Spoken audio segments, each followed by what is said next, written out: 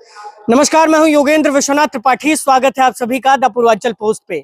मैं इस वक्त आपको एक ऐसी खबर बताने के लिए खड़ा हूं जो शिक्षा से जुड़ी हुई है। शिक्षा से जुड़ी होने के कारण इसकी आवश्यकता हर गरीब अमीर परिवार को पड़ती है।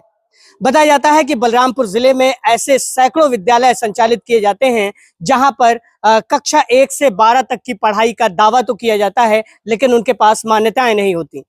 मैं इस वक्त एक ऐसे ही विद्यालय पर खड़ा हूं जहां पर कक्षा 1 से 8 तक की तो मान्यता है, लेकिन कक्षा 8 के बाद इनके पास कोई मान्यता ना होने के बाद भी ये 9, 10 और 11, 12 की कक्षाएं संचालित करते हैं। इनके यहाँ बाकायदा बच्चे पढ़ने आते हैं, जिसमें आप अभी बाइट्स में सुनेंगे बच्चों की बाइटें हैं, और बच्चों का जो जिस प्रोमिसेस में अध्ययन करवाते हैं वो भी आप देखेंगे कि कहाँ पे अध्ययन करवाते हैं। खैर, इस मामले में जब हम लोगों ने तमाम तहकीकात शुरू की तो जिले में इस तरह से जो तराई के इलाके हैं या इस तरह से जो पहाड़ी क्षेत्र के इलाके हैं या जो आंतरिक इलाके हैं जिले के, वहां पर इस तरह के विद्यालयों को संचालित किया जाता है। बताया जाता है कि अधिकारी भी इन जैसे विद्यालयों को फलने फूलने का मौका इसलिए देते हैं ताकि जो है उन्हें कुछ ना कुछ फायदा होता रहे और विद्यार्थियों को इसी तरह से भटकना पड़ता है। किस क्लास में पढ़ते हो आप? कब से पढ़ रहे हो यहाँ पे? इसी साल से?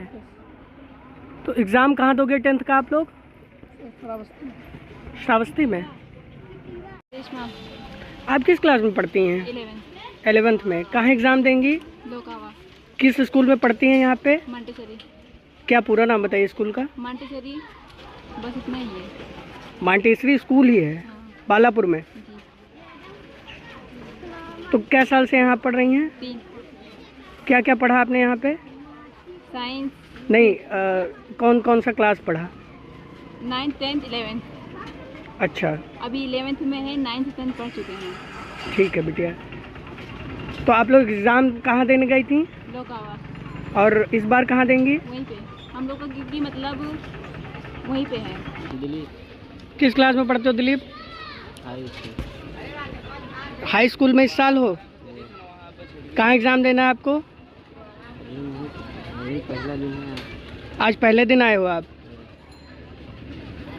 तो किस स्कूल में पढ़ते हो यहाँ पे आप? स्कूल का क्या नाम है आपके?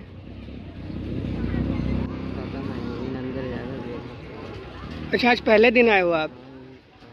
बताया जाता है कि यहाँ पर जो विद्यार्थी पढ़ता है, अगर इस विद्यालय की बात करें तो यहाँ पर जो कक्षा 9, 10, 11, 12 में विद्यार्थी पढ़ता है उसे बोर्ड की परीक्षाओं को देने के लिए श्रावस्ती में एक सेंटर है, वहां पर जाना पड़ता है। और श्रावस्ती में जब सेंटर जाता है तो बच्चों को यहाँ से ले जाया जाता है और वहां पर इसका एग्जाम दिलाया जाता है। इसी तरह से जिले में जितने भी विद्यालय जो मान्यता प्राप्त नहीं हैं, वो इस तरह से जो कक्षाएं संचालित करते हैं वो कहीं ना कहीं अन्यत्र जगहों पर मार्कशीट के लिए जो है अपना वो देते हैं। अब इसमें भी एक लूप होल है। बताया जाता है कि ये लोग कोचिंग का रजिस्ट्रेशन करवा लेते हैं।